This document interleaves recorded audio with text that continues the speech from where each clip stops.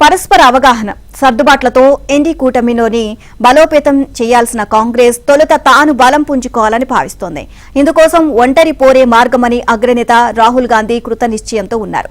మిత్రపక్షాలతో ముఖాముఖి పోరుకు ఢీ అంటే ఢీ అంటున్నారు. ఢిల్లీలో ఓటింగ్ శాతం పెంచుకుని ఆమ్ ఆద్మీ పార్టీ ఓటమికి కారణమైన కాంగ్రెస్ ఇప్పుడు పశ్చిమ బెంగాల్ సీఎం టీఎంసీ నాయకురాలు మమతా బెనర్జీని టార్గెట్ చేసింది. ఆ రాష్ట్రంలో బలపడేందుకు ఆ పార్టీ అగ్రనేత రాహుల్ గాంధీ ఏకంగా పాదయాత్రకు సంకల్పించారు. ఇందుకోసం రాష్ట్ర శాఖ సర్వసన్నాహాలు చేయాలని అధిష్టానం ఆదేశాలు కూడా జారీ చేసింది.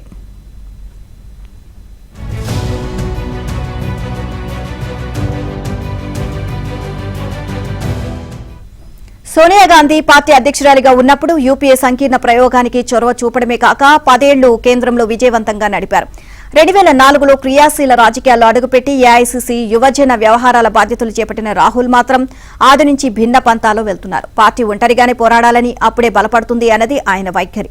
దీనివల్ల ఎన్నికల్లో ఓడిపోయినా భవిష్యత్తులో లాభం కలుగుతుంది అని తన సన్నిహిత నేతలతో ఆయన తరచూ చెప్పేవారు. అయితే వరుస ఓటంలో ప్రధాని మోదీని ఓడించాలి అన్న ఆకాంక్ష కారణంగా సంకీర్ణ రాజకీయాలపై రాజీ పడాల్సి వచ్చింది. 2024 లోక్సభ ఎన్నికల తర్వాత ఇండి కూటమి పార్టీలు బలపడి కాంగ్రెస్ మాత్రం బలహీన పడుతుంది అని రాహుల్ గ్రహించారు. అందుకే ఎంతో లోతుగా ఆలోచించి మొదట పార్టీని బలోపేతం చేసుకోవాలి అనుకుంటున్నారు.